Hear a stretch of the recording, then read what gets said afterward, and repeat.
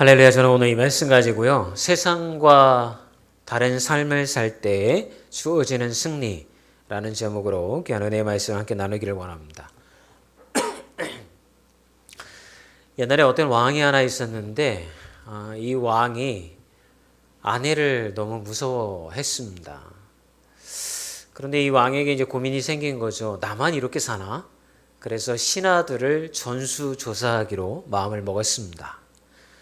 어느 날 왼쪽에는 빨간 깃발을, 오른쪽에는 파란 깃발을 세워놓고 아내를 무서워하고 두려워하는 사람들은 왼쪽에 있는 빨간 깃발로 모이고, 나는 아내가 두렵지 않습니다 라고 생각하는 사람은 오른쪽에 있는 파란 깃발 아래로 모이라라고 이렇게 얘기를 했습니다. 그랬더니 대부분의 모든 신하들이 다 왼쪽에 있는 빨간 깃발로 가서 모이는 겁니다. 그런데 그중 유독 비실비실하고 뭔가 생기가 평상시에 없어 보였던 신하 한 명이 파란 깃발 아래로 가서 아내가 나는 두렵지 않습니다 라고 하는 메시지를 보이는 파란 깃발 아래 가서 쓰는 겁니다. 그래서 왕이 생각하기를 너무 위안이 되는 것입니다. 그래서 그 신하를 불러다가 묻습니다. 자네는 도대체 아내를 어떻게 두려워하지 않을 수가 있나? 그 비법을 좀 나에게 알려주지 않겠나? 라고 이렇게 묻습니다.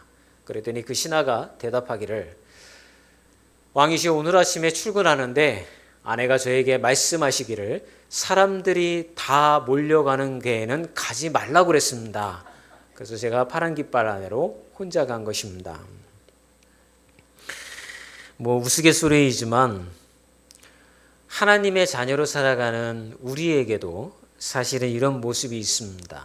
뭔가 우리 안에 가치관과 정체성이 정립이 되어지지 아니하면 대부분의 사람들이 가는 곳으로 우리도 마음을 정하고 가는 것이 대부분 우리의 모습인 것입니다. 여러분, 세상과 구별된 그리스도인의 삶이란 게 뭘까요? 오늘 말씀의 주제처럼 여러분, 세상과 다른 삶을 살 때 주어지는 승리인데, 우리는 그런 얘기를 많이 들으면서 살았죠. 세상에 나아가서 여러분 빛과 소금의 역할을 감당하십시오. 세상에서 그리스도의 역할을 감당하십시오. 세상 사람들과는 다르게 살아야 합니다. 그런 이야기를 많이 합니다. 그래서 도대체 어떻게 사는 것이 세상에서 그리스도인답게 사는 건가? 라는 것을 생각을 해보면 아마 대부분의 사람들은 이렇게 생각을 할 겁니다. 정직하고 다른 사람들에게 착하게 살고 술, 담배 하지 아니하고 이렇게 남에게 피해를 주지 않고 사는 삶이 그리스도인의 삶이 아닌가, 이런 생각을 할 겁니다. 오늘 아침에 청년들에게 물어봤습니다. 너희들이 생각하는 그리스도인의 구별된 삶이라고 하는 게 너희 친구들 앞에서 너희들은 어떻게 구별되어서 살아가니? 라고 물었더니 블라블라 얘기가 많은데 그 중에 나온 대표적인 이야기는 주일날 교회에 가는 것이라고 그랬습니다. 그러면 얘들아, 주일날 교회에 가는 것만이 너희들이 세상에서 구별되어서 그리스도인답게 살아가는 거니?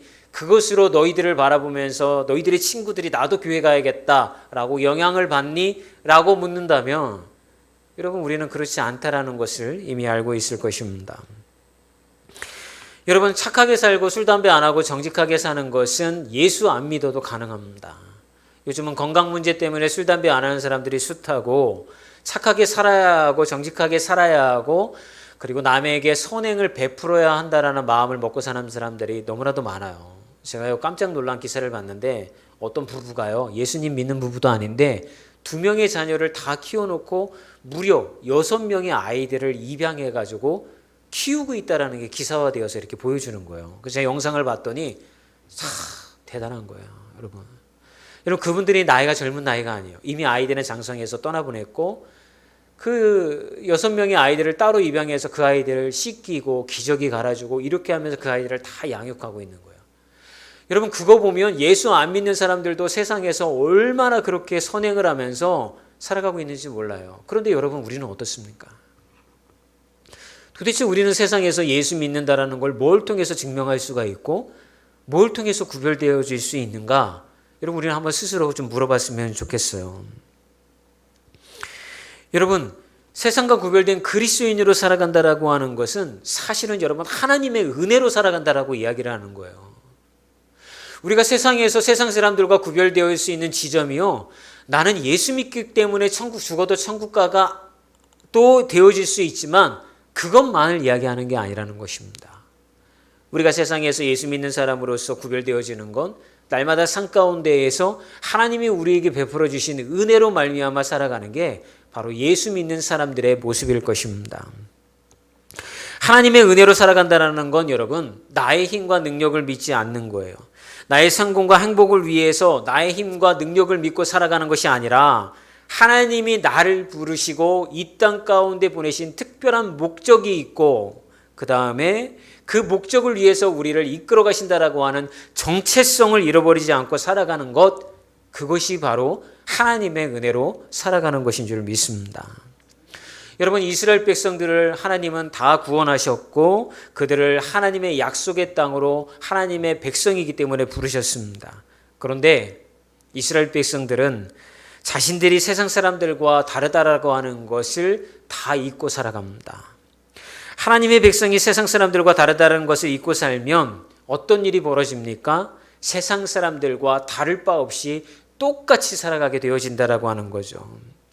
여러분, 하나님의 자녀로서 가져야 할 정체성도 잃어버리고 내가 무엇을 위해 살아야 되는지에 대한 삶의 목적도 잃어버린 채 무엇을 위해서 사냐면 그냥 한평생 잘 먹고 잘 살고 풍요로운 걱정 없는 인생을 사는 게 삶의 목적이 되어져 버리는 것이죠. 그런데 여러분, 우리는 그렇게 살면 안 되는 거예요. 그게 우리가 예수 믿는 이유고 교회 나오는 이유고 신앙생활하는 이유라고 한다면 여러분 굳이 예수 믿지 않아도 됩니다. 여러분, 예전에는 그게 풍부했죠. 그런 믿음들이. 그걸 뭐라고 합니까? 기복신앙이라고 그랬잖아요. 복을 기원하는 거. 하나님 믿고 우리 복 받읍시다. 그래서 세상에 나아가서 잘된 우리 인생을 통하여서 세상 사람들에게 예수 믿으면 이렇게 풍요롭고 잘 살 수 있다는 것을 보여줍시다. 이게 여러분 70년대, 80년대 교회에서 외쳤던 기복신앙이잖아요. 근데 우리는 이게 성경이 우리에게 이야기하는 우리가 건강한 그리고 바른 복음이 아니라는 것을 이제 우리는 알고 있는 것이죠. 그렇다고 한다면 여러분, 세상 사람들과 구별된다라고 하는 건 예수 믿어서 잘 되는 게 아닌 거예요.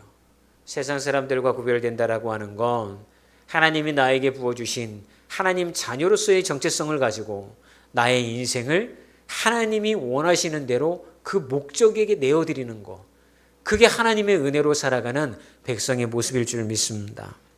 오늘 본문을 보게 되어지면 세 가지 사건을 우리에게 이야기를 해주고 있는데, 요단강을 건너서 여리고성을 눈앞에 두고 나서 이스라엘 백성들이 모두 다가 할례를 받는 사건이 첫 번째요. 두 번째는 그동안 멈춰 있었던 유월절 행사를 치르는 것이 두 번째요. 마지막으로는 여호수아가 여호와의 군대 장관을 만나는 것이 세 번째 벌어진 사건입니다. 자, 그런데 우리가 여호수아 이 5장을 통하여서 좀 보아야 될 게 있어요. 하나님이 이 세 가지 사건을, 세 가지 어떤 일들을 이렇게 버리신 것이 순차적으로 버리심을 통하여서 어떤 것을 이스라엘 백성들에게 깨닫게 하시기 위하여서 이 일을 버리셨다라고 하는 거예요. 그것은 다른 것이 아니라 너희들은 하나님의 자녀이라고 하는 거, 너희들은 그래서 구별되어져야 된다라고 하는 거, 하나님의 자녀임을 잊지 말아야 된다라는 것을 가르치기 위하여서 이 세 가지 일들을 이렇게 겪게 하셨다라고 하는 것입니다.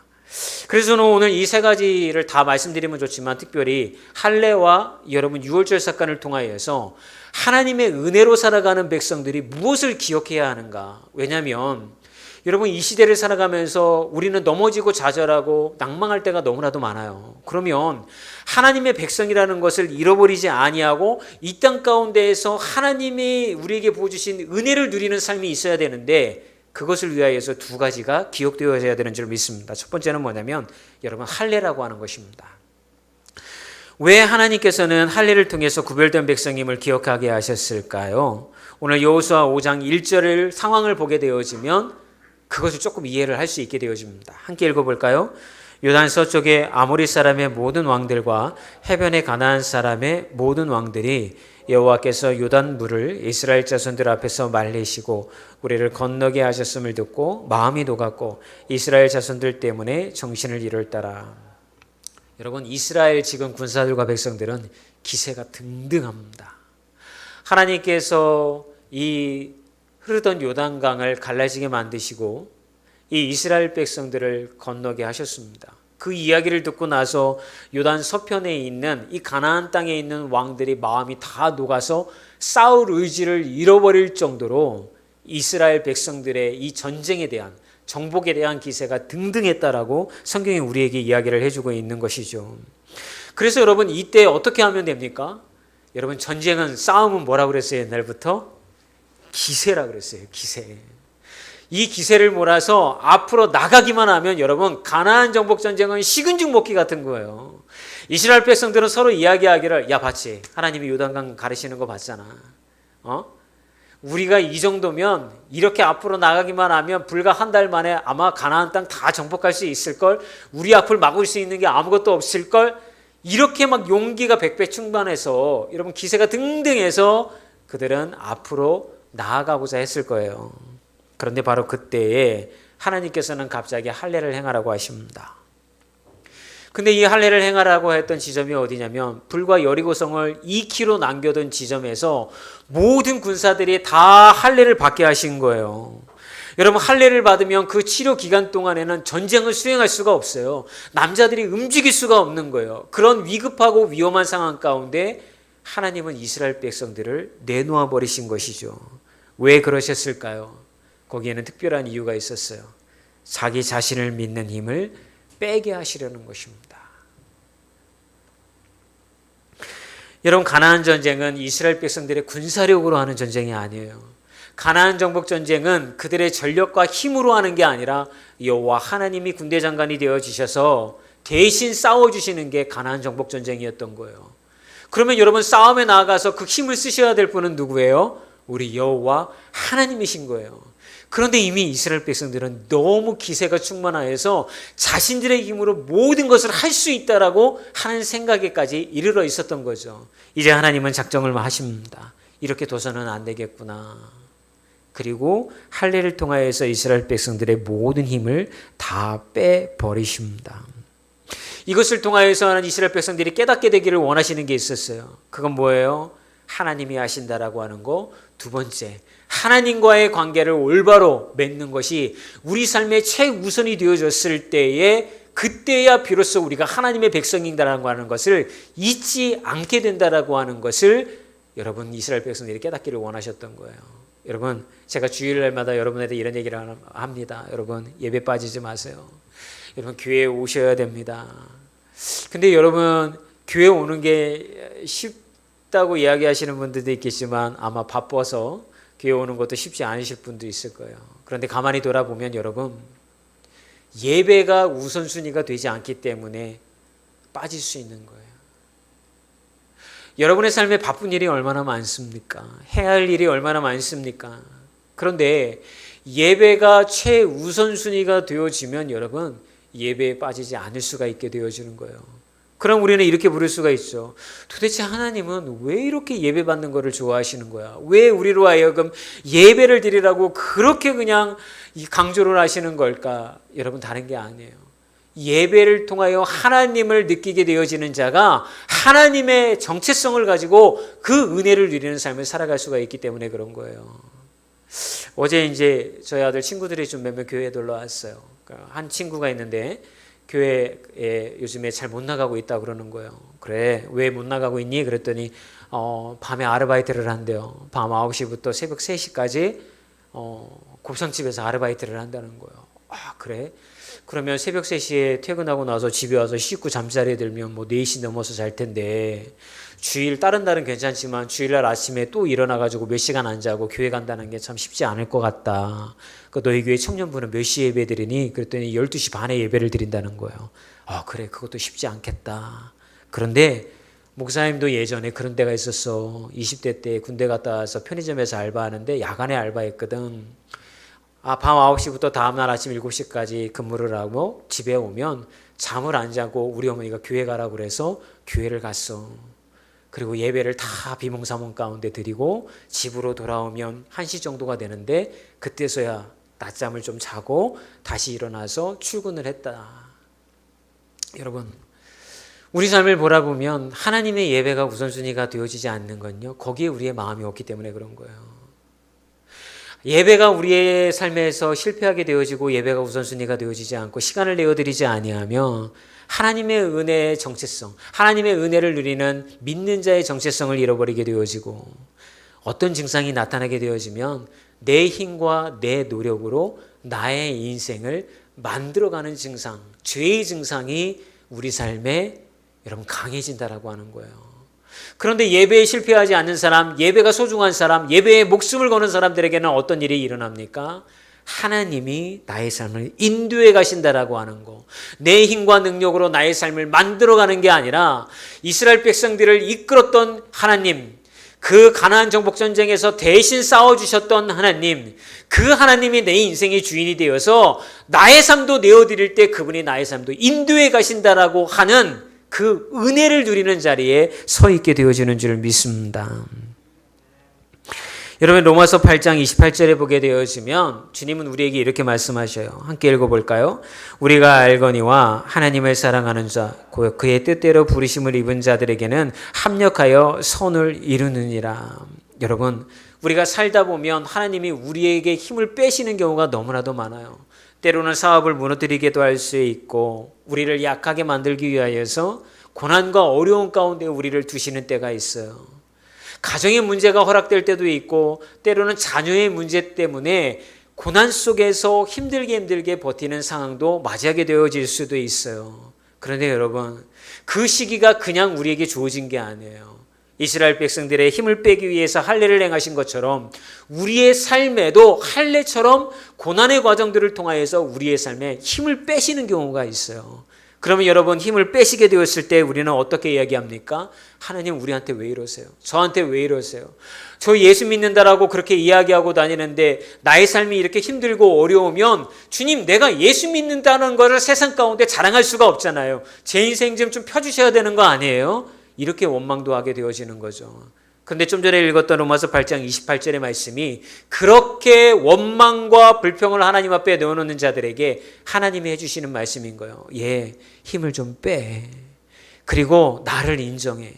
너의 삶의 주인이 나 된다는 것을 네가 받아들이면, 지금은 네가 고난당하고 사방이 막힌 것 같아서 아무 소망이 보이지 않지만 이 모든 것들을 합력하여서 네가 하나님의 자녀로 나의 은혜를 누리며 세상 가운데 구별되게 살아갈 수 있도록 너를 내가 이끌어갈 거야.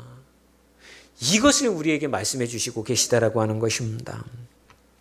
아마 이 로마서 8장 28절의 말씀을 삶으로 보여준 분이 있는데, 그분이 여러분이 아시는 것처럼 본죽을 이끌고 있는 최복희 대표입니다. 아마 여러 차례 여러분들에게 말씀을 드렸기 때문에 잘 아시는 거예요. 근데 이분의 간증은요, 들으면 들을수록 은혜가 되더라고요. 조금만 더 말씀드리면, 결혼하고 나서 남의 집으로 돈 꾸러 다니는 그런 가정에 시집을 갔답니다. 그래서 예수도 몰랐는데 시어머니가 너무 예수님을 잘 믿으니까 따라서 교회 다녔는데, 그때 기도가 이거였던 거예요.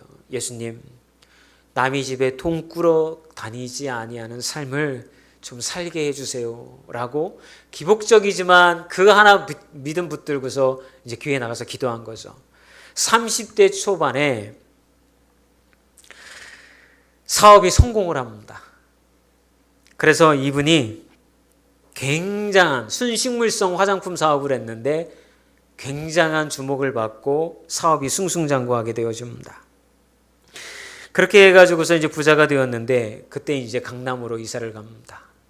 예전에 조그마한 교회 다니면서 하나님 돈 꾸러 다니지 않게 해주세요, 이렇게 막 예배 시간 빠지지 아니하고 하나님 앞에 시간 내드리고 전도 다니고 주님을 위해서 열심을 내었던 분이 사업이 성공을 해서 강남으로 딱 이사를 갔는데 교회를 못 가겠다라는 거예요. 너무 바빠가지고서 주일날 시간을 내가지고 하나님을 예배할 수가 없게 되어졌다라고 하는 거예요. 그래서 그때는 믿음도 잘 온전하게 성장되어지지 않았기 때문에 예배 시간 빠지는 거에 대해서, 교회에 나가는 거에 대해서 별 대수롭지 않게 생각을 했다라고 하는 거예요. 근데 그렇게 성공을 위해서 달려가다가 그만 IMF를 딱 만납니다.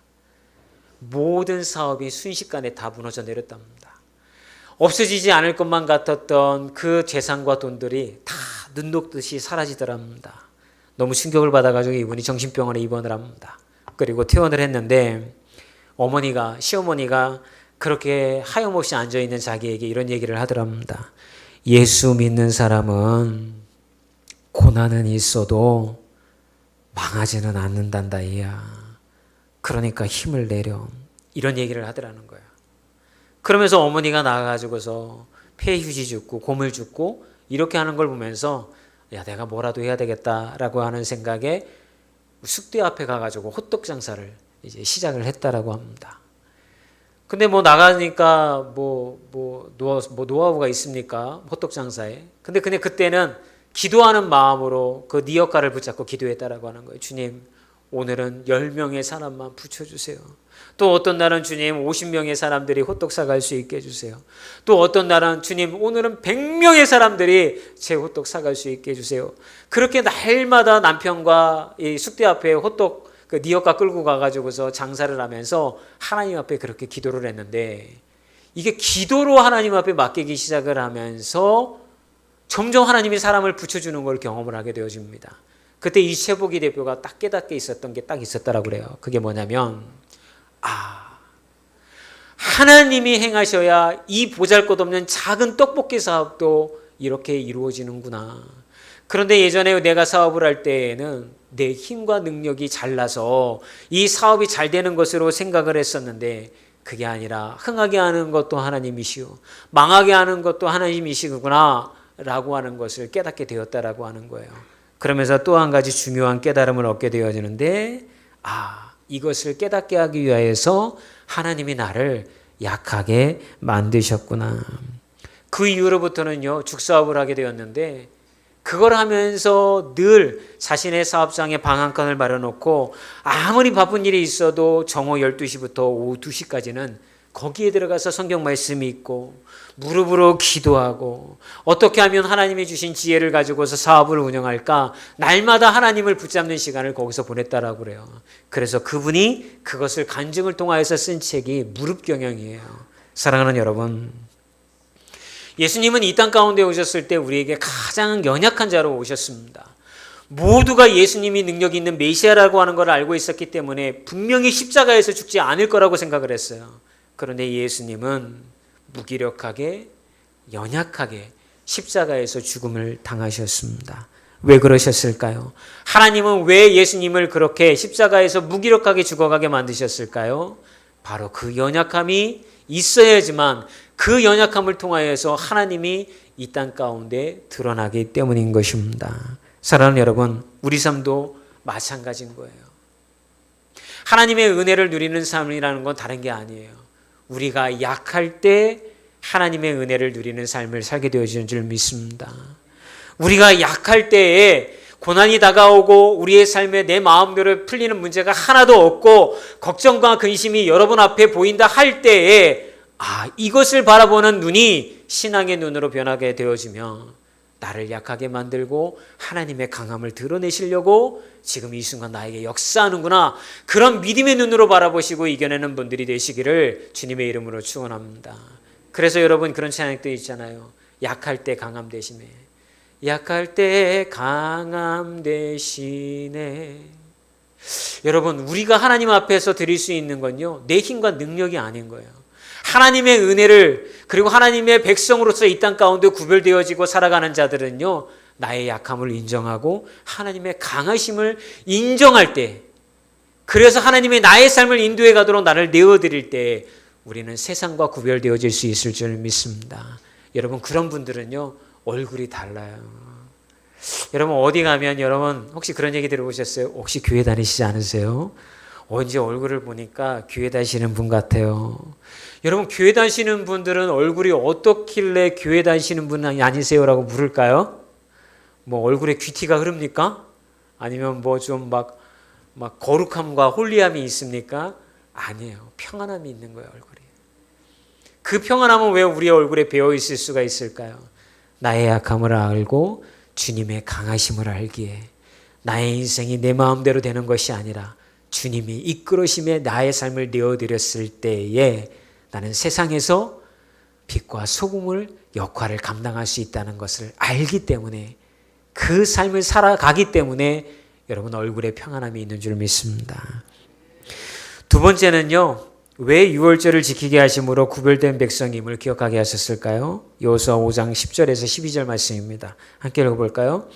또 이스라엘 자손들이 길갈에 진쳤고 그달 14일 저녁에는 여리고 평지에서 유월절을 지켰으며 유월절 이튿날에 그 땅의 수산물을 먹되 그날에 무교병과 볶은 곡식을 먹었더라. 또 만나가 그쳤으니 이스라엘 사람들이 다시는 만나를 얻지 못하였고 그의 가나안 소출을 먹었더라. 여러분 유월절 다 아시죠? 영어로는 패스오버라고도 하는데 여러분 애굽에 10가지 재앙이 내렸는데 마지막 재앙이 장자의 생명을 다 빼앗아 가는 거였잖아요. 그때 이스라엘 백성들의 장자들도 죽으면 안 되니까 어린 양의 피를 이 문 앞에 기둥에다가 피로 칠을 해가지고 죽음의 사신이 왔을 때 이스라엘 백성들의 집은 넘어가고 애굽 백성에서는 장자들의 생명을 다 빼앗아 가게 한 사건, 그게 이제 유월절 사건이잖아요. 이스라엘 백성들이 애굽 땅에서 나오고 난 이후에 한 번인가 두 번 이 유월절을 지키고 나서는요, 광야 40년 동안 하나님이 이 유월절을 허락을 안 하셨어요. 할례도 허락도 안 하시고요. 그런데 광야 40년 생활이 다 지나고 가나안 땅에 들어가기 직전에 여러분 여리고성 정령을 앞둔 그 시점에 여러분 하나님은 할례와 유월절을 허락을 하십니다. 왜 이스라엘 백성들에게 이 유월절을 허락을 하셨을까요? 하나님의 돌보심을 기억하라는 거예요. 너희들이 애굽에서 그 생명을 유지하고 나온 것도 하나님의 돌보심이요, 광야에서 40년 동안 너희들이 끼니를 굶지 아니하고 하늘에서 내리는 만나를 통하여서 배고픔을 해결했던 것이 누구 덕분이냐? 여호와 하나님의 덕분이라는 것을 너희들이 잊지 말라는 거예요. 왜 하나님은 이 시점에 이 유월절을 허락해서 하나님의 돌보심을 기억하라고 했을까요? 바로 그때부터 이스라엘 백성들이 가나안 땅에서 나는 보리를 통하여서 그것을 추수하고 먹거리로 삼았기 때문에 하나님은 걱정이 있으셨던 거예요. 이렇게 가나안 땅에 가가지고 거기서 나오는 곡식을 통하여 먹거리를 하게 되어지면 그들은 뭐라고 생각하게 되어졌을까요? 우리가 열심히 농사짓고 씨 뿌리고 애를 쓰면 이 가나안의 풍요로움이 우리 것이 될 것이다라고 생각할 거 아니에요. 그러니까 하나님이 말씀하시는 거예요. 나의 돌봄을 잊지 말아라. 그것을 유월절 사건을 기념함을 통하여서 이스라엘 백성들에게 기억하게 하시고 그 기억함을 통하여서 하나님의 구별된 백성으로 이 땅 가운데 어떻게 살아가라는 거예요? 하나님이 먹이시고 입힌다라는 것을 믿고 따라가라는 거예요. 여러분 하나님의 돌보심을 기억하는 사람에게는 어떤 은혜가 임하는 줄 아십니까? 두려움으로부터 자유함을 얻게 되어지는 거예요. 여러분에게는 어떤 두려움이 있습니까? 우리는 살면서 여러 두려움이 있죠. 물질로 인한 어떤 그런 두려움도 있고요. 또 자녀들을 생각하면 자녀들에게 그들이 원하는 것들을 충분하게 다 공급해 주지 못하고 부모들은 못할 것 같은 그런 두려움이 부모들에게 좀 늘 있어요. 아유, 내 새끼 다른 집안 새끼처럼 그렇게 내가 막 풍요롭게 다 해달라는 거 해주지 못하고, 뭐 그런 얘기하면 자녀들은 흔히 어버이날이나 그때 와서 뭐라고 얘기합니까? 아이고 엄마 뭐 그런 얘기를 해. 우리 그래도 아무 걱정 없이 잘 자랐어. 뭐 이렇게 얘기를 하잖아요. 근데 자녀들이 알 게 있어요. 부모는 늘 뭔가 부족하게 해줬다고 생각을 하고 있는 거예요. 그런데 우리가 그런 두려움을 내려놓을 수 있는 게 뭐냐면 하나님의 신실하심을 기억할 때인 거예요. 애굽에서 유월절을 피하게 하셨고 또한 하나님이 먹이시고 광야에서 입히셨고 그들을 돌보시고 계신다라고 그 하나님이 계시다라고 하는 것을 믿게 되어지면 우리의 삶도 하나님이 돌보신다라는 것을 깨닫게 되어지는 거예요. 그러면 여러분 우리는 두려움으로부터 자유함을 얻게 되어지는 줄 믿습니다. 여러분 혹시 여러분들은 실패에 대한 두려움을 가지고 계시지 않습니까? 극복할 수 없는 어떤 삶에 걱정되는 것들이 여러분의 삶에 있다고 한다면 유월절을 기념하면서 그들을 돌보셨던 신실하신 하나님을 기억하였던 것처럼 여러분의 삶을 돌보시고 여러분의 삶을 인도해 가시는 하나님을 여러분 기억하셨으면 좋겠습니다.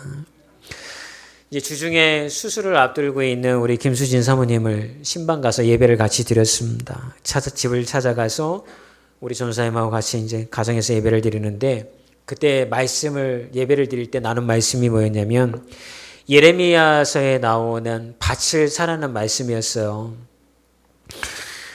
여러분 아시잖아요. 바벨론의 군대가 이미 예루살렘 성을 포위하고 있고 이제 나라의 멸망을 눈앞에 두고 있는데 하나님께서 갑자기 예레미야에게 밭을 사라고 그렇게 말씀합니다. 예레미야는 이게 이해가 안 되는 거예요.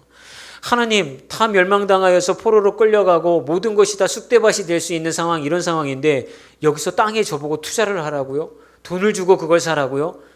이해가 예레미야는 되어지지 않는 거죠. 그래서 하나님께 묻습니다. 하나님, 제가 이런 어떤 상황 속에서 왜 땅을 사야 합니까?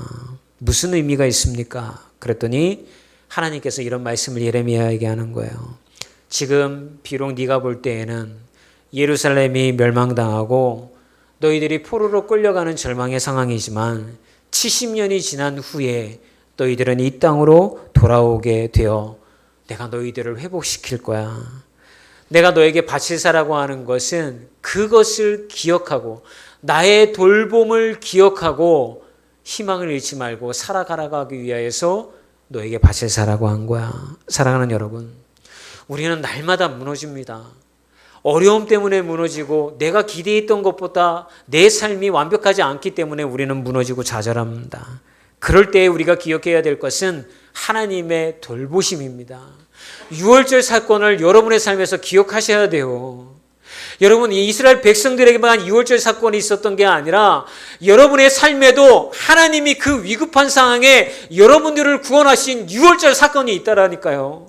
그거를 기억하셔서 여러분들이 여러분의 신앙생활의 밑거름을 삼아야 되는 게 뭐냐면 그때도 역사하셨던 여호와 하나님이 여러분의 삶에서도 살아계셔서 지금도 역사하시고 여러분들을 구원하시고 여러분들을 인도하신다라고 하는 여러분 그 신실하신 하나님에 대한 믿음이 여러분 우리 안에 있어야 된다라고 하는 거예요. 여러분 그게 있으면 여러분 우리는 어떻게 할 수 있습니까? 우리가 낭망되고 지금 걱정하고 있는 거기에 하나님의 밭을 살 수가 있는 거예요. 그 밭은 무슨 밭입니까? 희망의 밭이요 소망의 밭이 되어지는 거예요. 여러분 혹시 여러분의 삶에 걱정과 근심이 있습니까? 거기에 밭을 사십시오. 그리고 믿음의 씨앗을 거기에다가 심으십시오. 반드시 회복의 역사가 일어나고 반드시 하나님의 역사가 일어난다라고 하는 그 믿음을 여러분이 붙들고 나아간다고 한다면 여러분들은 반드시 세상 가운데 구별된 자의 열매를 맛보며 살아가는 분들이 되어질 줄 믿습니다. 저는 이제 말씀을 마치려고 합니다. 여러분 세상에서 구별된 하나님의 백성으로 사는 것은 도덕적으로나 윤리적으로만 사는 것은 아닙니다. 하나님의 백성으로서 하나님이 주시는 은혜를 살아가는 것을 말하는 것이 바로 구별된 삶인 것입니다. 여러분 할례를 통해서 이스라엘 백성들을 연약하게 만드셨고 그러나 그것을 통해서 하나님이 그 모든 것을 주관하시는 분이라는 것을 깨닫게 만들어 놓으셨듯이 여러분의 인생이 할례와 같은 고난이 다가올 수 있어요. 그때 하나님을 의지하십시오. 그리고 순종의 길을 걸어가십시오. 6월절을 지키며 신실하신 하나님의 돌보심을 기억하였던 것처럼 돌보심을 믿고 나아가는 자들을 하나님은 버리지 않습니다. 그 6월절에 여러분들이 함께 참여하는 모든 분들이 되어서 이 땅에 살아갈 때에 여러분 어떤 구별됨을 가지고 세상에서 예수 믿음을 드러내실 수가 있을까요?